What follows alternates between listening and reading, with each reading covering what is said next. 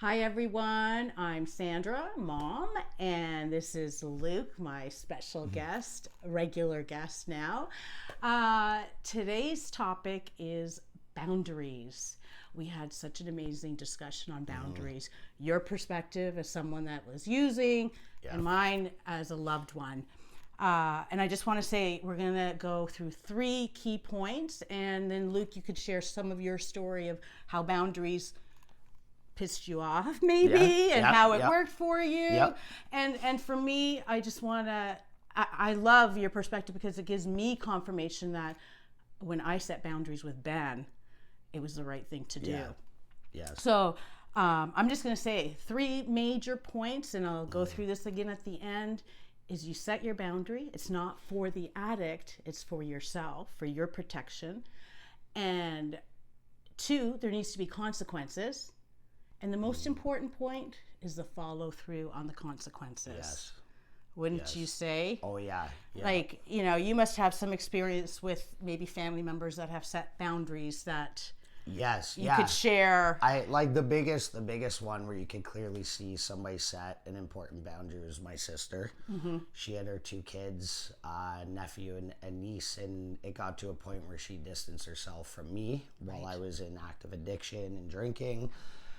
To the point where I couldn't see the kids very much. And of course, at that time, I'm looking at it like, we're blood. How could you do that? Those are my nieces and nephews. Right. And it got to the point, too, with the damage I caused my first year of recovery, actually, I still hadn't had contact with my brother or sister. They both set these boundaries. But I was in a place of recovery of starting to be accountable. And, my famous word was, I'm sorry. And then go do the exact same thing after. Right. And I just want to say, Ben would say, I'm sorry. And then I would say, actions speak louder than words. Exactly. I get so upset when people say that. And so would he. Yeah. But then after a while, he started quoting me. I know, actions speak louder. Yeah, so, right? Because the story just becomes this like, let's get the heat off, right? And then you don't acknowledge it. And one thing I can say today, I remember texting my sister like, you're using the kids as a pawn on a chessboard. This isn't right. But she was getting to a point where it was affecting her so much. She had to be a mother to her 2 kids, and she was holding on to what was going on with me, that she had to do what she had to do for her own health and mental health. And today, it was the best thing she could have done.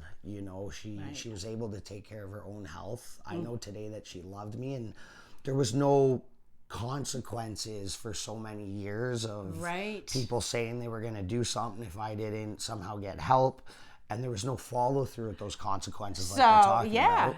And so you probably, you could explain, but thinking, I can get away with this 100%. If I keep doing this, I got away with it the last time. They said they were going to do this. That didn't happen. Exactly, right? And I can admit, the self-centeredness in addiction, like, yes, I'm running from my pain. I got a lot of stuff going on, but it comes out in this selfish way. And I can manipulate to get what I want. I'm never going to do that again. I'm so sorry and such and such. So the family members that set those boundaries, they were done hearing sorry. Yeah. The actions speak louder than words. Amen. We're going to take this space while you work and do your thing because we got to start seeing something. Yeah. And thank God my sister did that and some family members did it because today, my sister's one of my biggest cheerleaders, my brother too. I'm the godfather of my nephew, which she purposely tried to wait to get him christened so I could be a part of that in hopes. But she detached with love. She still loved me. And detached with love. Yeah. Because we were talking about tough love. Yes. This was the word we were looking for. Yeah. Some people use the expression tough love. I don't. I don't like it because it almost gives it a condition.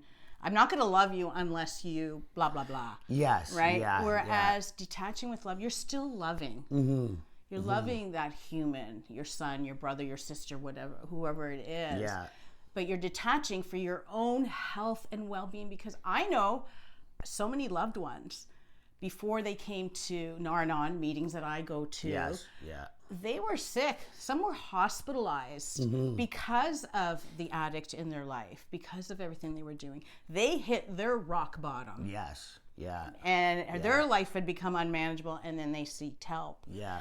And part of that is setting boundaries.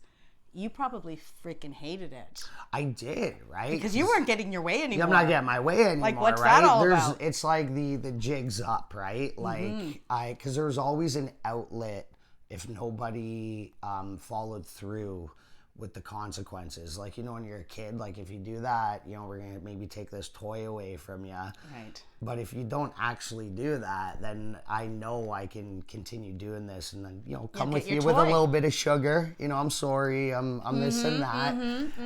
And then I don't learn anything. And so it was when people started really giving those boundaries and then I hit, you know, a couple of the bottoms that got me into recovery and doing my own work. I started seeing... You start seeing how you're affecting people. And now it makes sense why they set those boundaries. Right. And if I was in their shoes, I'd do the same thing. Right. And you know what it reminds me of? The people call it the terrible twos. I used to call it the terrific twos. When your child is 2 years old, going through when they're 2 years old, they're realizing they could make decisions, yes and no decisions, right? And they'd have temper tantrums, like, you know, you hear the terrible twos. And I remember thinking, oh, I'm going to like stick to my guns because it's the same thing as a kid. Like, it's like you're dealing with a kid. Yeah.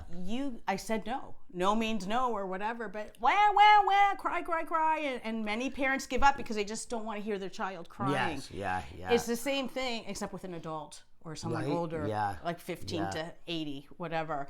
And it's, you teach people how, you know, what you're going to do. You teach people how to treat you. Right? Yes. And so it's not okay. And I just want to say, setting boundaries is not easy.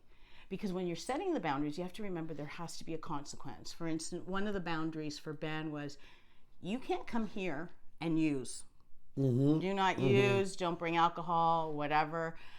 And if you do, you're out. Yeah. And he did one time, and I was sharing the story, and I did share it in a previous video. If I can find it, I'll post it. But I followed through. As much as he's like, what? I didn't do anything, whatever. It's like, no, the end. Yeah. And I always say, doing the right thing is usually the harder thing to do. Following through is harder than giving in the moment. Yeah. Because let me tell you, if you give in, they're going to come back. You've just taught them that if they keep whining and complaining, they can get what they want. Yes. Right? Yeah, 100%. So set a boundary, set a consequence that you will follow through.